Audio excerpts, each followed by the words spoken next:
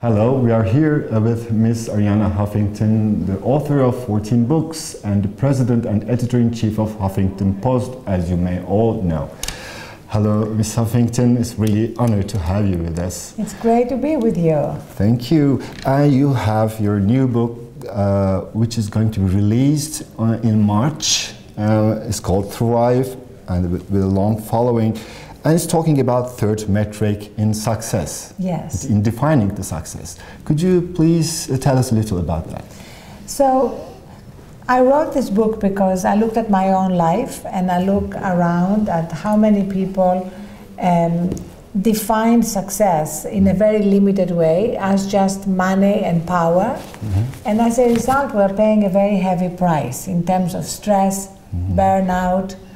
And I felt it was very important to integrate another metric, a third metric, beyond the first two metrics of money and power, to include our well-being, our wisdom, our capacity to wonder and be really present, and to give. And so that's why I wrote Thrive, to help people, especially a lot of young people, who are very, very addicted to technology. Exactly. You know, technology is fantastic. It has transformed the world and our lives. It has made it easier for us to connect. But it has also made us harder to connect with ourselves because we become absolutely enslaved in being on 24/7. So what I'm saying in the book is that if we can learn to disconnect, connect with ourselves, it will be easier then to reconnect with everything we're doing in the world and be much more effective, more joyful, and less burned out and much healthier. And it's the third metric is now used in redefining the success. Yes. Today, the people, the young people who are very tech savvy, often tend to define success in a totally different way. What should they do to import your definition into their lives? Well, the first thing is to realize that if they take some time to take care of themselves, to recharge themselves, they're also going to be more effective at everything else they want to do in their lives. If they're starting a tech company, for example, or if they're involved in anything to do with technology, it's going to be so much easier to do it if they're not stressed and sleep deprived and exhausted, as I was when in 2007, I fainted from exhaustion and broke my cheekbone and got 4 stitches on my right eye, and that was the beginning of my journey to redefine success. Because I was successful by all the traditional definitions, but if I was doing things that were undermining my health, how could that be really called success? Right. Okay, let me switch to the biggest success, which is Huffington Post. It grew tremendously in the last decade, I should say. We're actually not 10 years old yet. We were born on May 9th, 2005. Yeah.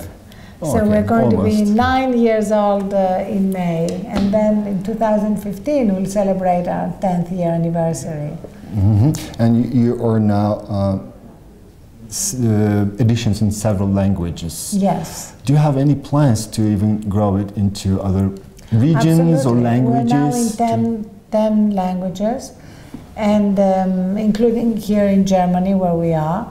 And at the end of January we're launching in HuffPost Brazil, and then we are launching in South Korea in February, and then in India, in Greece. So we hope we're going to come to Turkey. Yeah, I was going to ask this actually. I hope that we will see Huffington Post Turkey. We would definitely love that. Yeah, there's another project that you already introduced, this WorldPost. Yes. Can you tell me about it? Because it's a very interesting platform, it looks. We're launching WorldPost in Davos on Wednesday in partnership with the Berggruen Institute. And the goal is to create a hub for a global conversation around all the big issues of our time.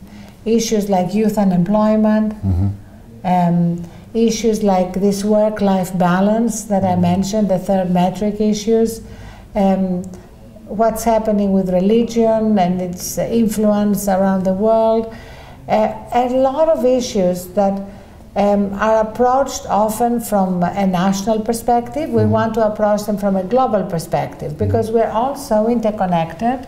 Yeah, exactly. That is really important to be able to go beyond national boundaries, to have a conversation online that connects all the different regions. Okay. Let me go back to the definitions again in your new book, Thrive. And I'm sure that you're also covering it in a way in Huffington Post. Can you tell me? Yes, absolutely. We now have over 20 sections on the Huffington Post that cover different aspects of what we call the third metric, including a section called Screen Sense, about how to deal with screens, with children, texting while driving, which has been a major cause of accidents. Another section which is around giving, and often how technology can be used for giving, you know, through different apps.